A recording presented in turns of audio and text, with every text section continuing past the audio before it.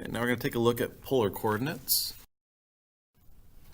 And just to kind of give us a basis of polar coordinates, let's kind of take a look at what they are, how they work.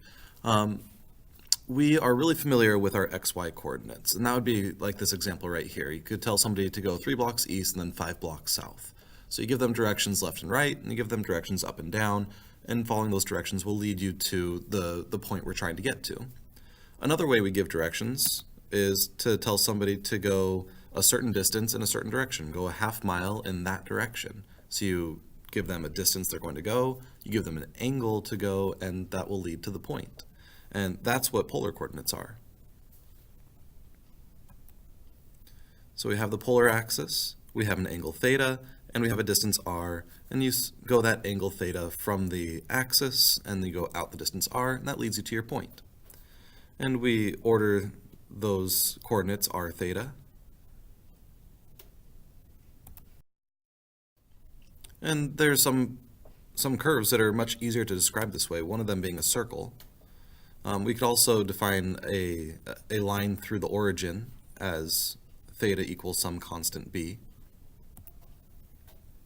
So if we want to see what this thing looks like here, we have r between 1 and 2, so the radius is between 1 unit and 2 units. Theta goes between 0 and pi over 2, or 0 and 90 degrees. And you can see over here to the right what this region looks like.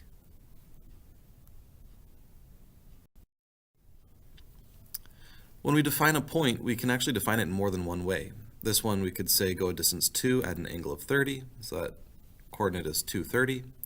But we could also go around 210 degrees and a distance negative 2. So 210 brings us all the way around 180 degrees from that point, but then we go backwards 2, brings us back to the same point. Or we could go negative 150 degrees and go backwards 2, and it brings us to the same point. So we could describe this point in many different ways, although calling that 230 is probably the most useful form.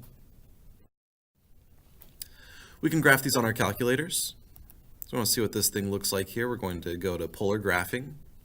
We're going to graph 2 cosine of 2 theta. You can set your values of theta. In this case, we're going to go from 0 to 2 pi. And we get this curve right here. We can adjust our viewing window to make it a little bit larger. It's a little bit skewed right now, so we can zoom square, and that'll make it look a little bit nicer. We can clear things up there so we can get a good view of what this thing looks like. Now it's important to understand how the calculator is actually coming up with this curve. So it's plugging in a value of theta and coming up with a value of r. So if you think through a couple points here, if we plugged in theta equals 0, so that's going directly out to the right because the x-axis is the angle 0. Plug in theta equals 0, cosine of theta is 1 times 2 gives us 2. And so we go out an angle 0, a distance 2, and we get that point out to the right there.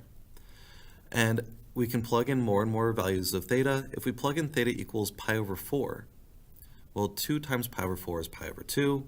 Cosine of pi over 2 is 0, which is why at the angle pi over 4, we're back there at the origin.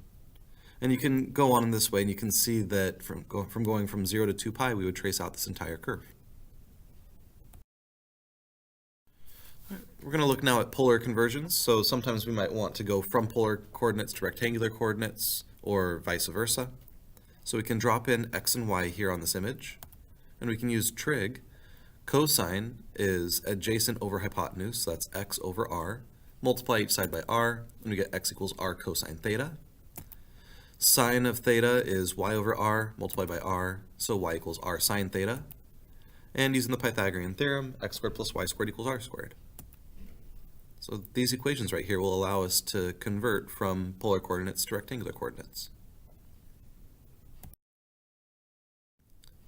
All right, if we want to find the slope of a polar curve, well, a slope is dy dx, which would be dy d theta over dx d theta, just like we saw when we were looking at parametric curves. And in this case, y is r sine theta, x is r cosine theta. So it's the derivative of r sine theta with respect to theta over the derivative of r cosine theta with respect to theta. Now the derivative of r with respect to theta is just r prime, or dr d theta. So if we use product rule, we get r prime sine theta plus r cosine theta. On the bottom, we get r prime cosine theta plus r times negative sine theta, so we write that as negative r sine theta. Now, I tend to like the form on the left because if I try to memorize the form on the right, the r prime sine theta plus r cosine theta over r prime cosine theta minus r sine theta, I always mix up the negatives every time. But if I remember the equation on the left, then I'll make sure I get it right each time because I'll just go through and compute product rule on each of those. So you can remember whichever form you prefer. I prefer the form on the left. So let's find the equation for the slope of this polar curve, r equals 1 minus cosine theta. So we're finding dy dx, that's slope. dy d theta over dx d theta. Well, y is r sine theta, x is r cosine theta, and r is 1 minus cosine theta, so replace r with 1 minus cosine theta, and now we can use product rule. So the derivative of the left times the right, plus the left times the derivative of the right, on top and on bottom. And we can multiply through and simplify some things and bring it down to this form right here.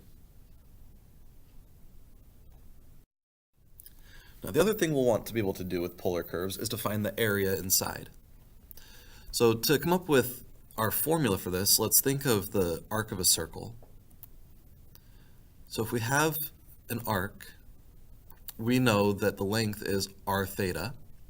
So if we draw a very small wedge here where we have a radius r and a small angle d theta, that means that little bit of arc length would be r d theta. And we know the area of a triangle is 1/2 base times height. So the area of this little triangle here would be 1/2 times the base r d theta times the height r, or 1/2 r squared d theta.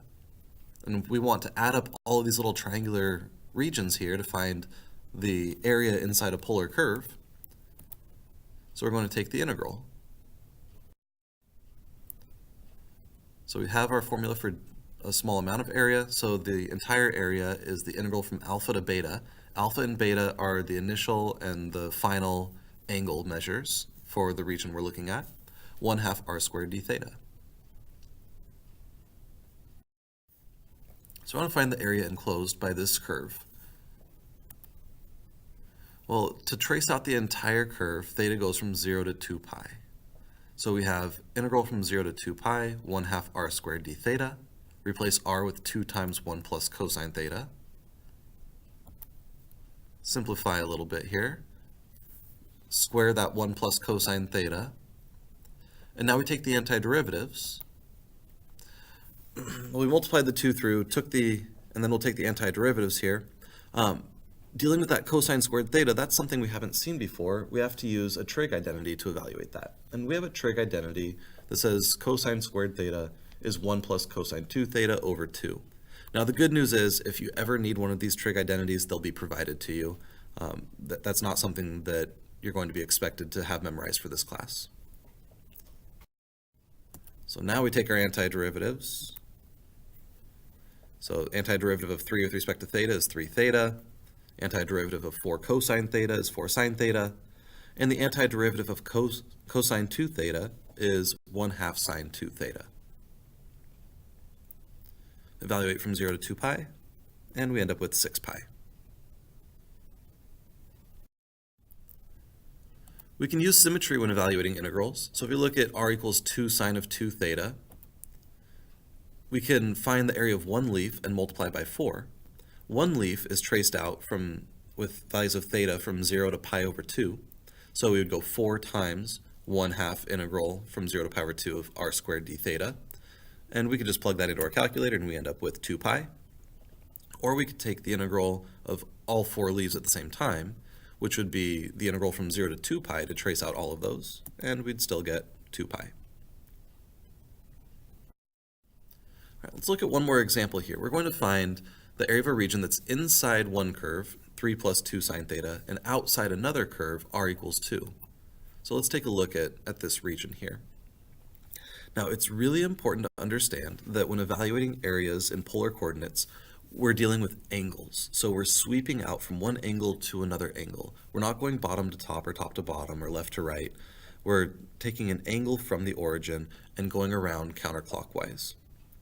So if we want to find this area that's shaded here in sort of this light seafoam blue, we need to find the angle measures where these two curves intersect each other. So we set the two curves equal. 3 plus 2 sine theta equals 2. We want to know what value of theta is going to make those the same. Well, that gives us sine of theta is negative 1/2, which occurs when theta is 7 pi over 6 or 11 pi over 6. So we have these two angles of intersection. Now, to find the shaded region, we can find the area of the big region, the region outlined in blue, and subtract out the area in the smaller region, the region outlined in red. So we take 1/2 times the integral. Well, 11 pi over 6 is the same thing as negative pi over 6, so we'll go from negative pi over 6 to 7 pi over 6 of r squared d theta, and in that case we're using 3 plus 2 sine theta because we're finding our larger area, minus 1/2 times the integral from negative pi over 6 to 7 pi over 6 of 2 squared d theta. We're subtracting out the area of the inner region. And we'll just use our calculator to crunch those numbers right there, and we get 24.187.